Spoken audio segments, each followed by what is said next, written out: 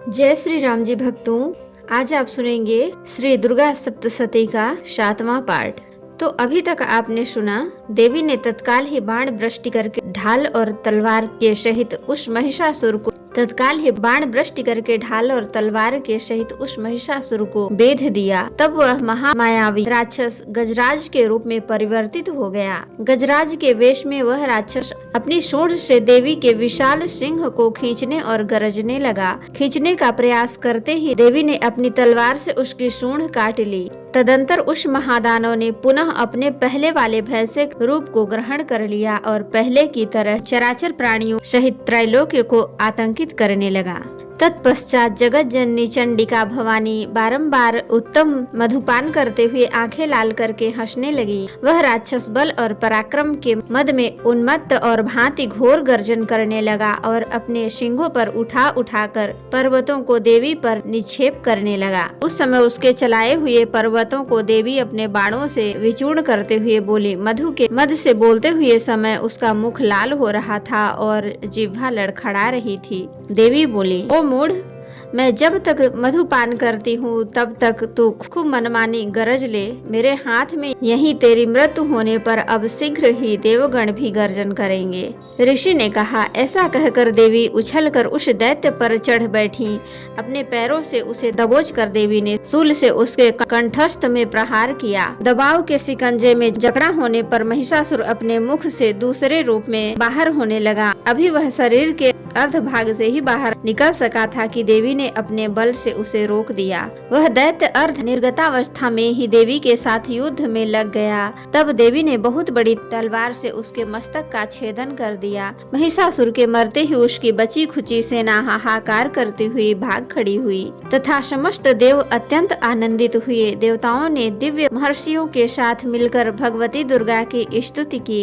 गंधर्व राज प्रमुदित होकर गान करने लगे तथा अप्सराएं भी नाचने लगी। अब यहाँ से चौथा अध्याय शुरू है। जिन देवी के देवगण चारों ओर आवृत रखते हैं और सिद्धि लाभ और आकांक्षा वाले मनुष्य जिनकी सेवा शुश्रूषा में तत्पर रहते हैं, उन जया वाले नाम दुर्गा देवी की आराधना करना उचित है। उनके अंगों का वर्ण काले मेघों के समान श्याम रंग का है। उनके कटाक्ष मात्र से ही शत्रु समूह भयाकुल हो उठते हैं। उनके मस्तक पर चंद्रमा की रेखा बद्ध होकर शोभायमान होती है। उनके हाथों में शंख चक्र तलवार त्रिशूल आदि शोभित हैं। वे 3 नेत्रों वाली देवी अपने वाहन सिंह के कंधों पर सवार होकर अपने तेज से त्रैलोक्य को पूर्ण कर रही हैं। ऋषि ने कहा, अत्यंत बलशाली पापात्मा दैत्य महिषासुर तथा उसकी दानवी सेना का देवी के हाथ से संहार हो जाने पर इंद्रादि देवता नतमस्तक होकर भगवती दुर्गा देवी की स्तुति करने लगे। ऐसे समय में उनके सुंदर अंगों में प्रफुल्लता के कारण रोमांच हो रहा था। देवताओं ने कहा, आपका स्वरूप ही सब देवों की शक्ति समूह है। आपने अपनी शक्ति से संपूर्ण विश्व को व्याप्त कर रखा है। आप समस्त देवों तथा महर्षियों के द्वारा परम पूज्य हैं। हे जगदम्बा, हम आपको भक्ति भाव से प्रणाम करते हैं।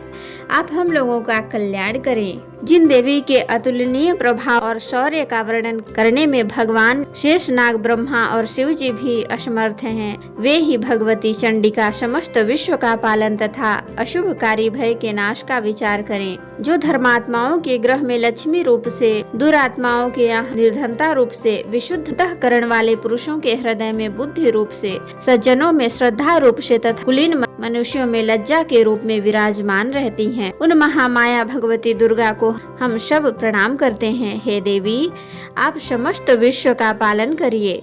हे देवी, हम आपके इस अचिंतनीय रूप का असुरों के संहार, शौर्य तथा संपूर्ण देव दानवों के सम्मुख उत्पन्न किए हुए अद्भुत चरित्र का वर्णन नहीं कर सकते।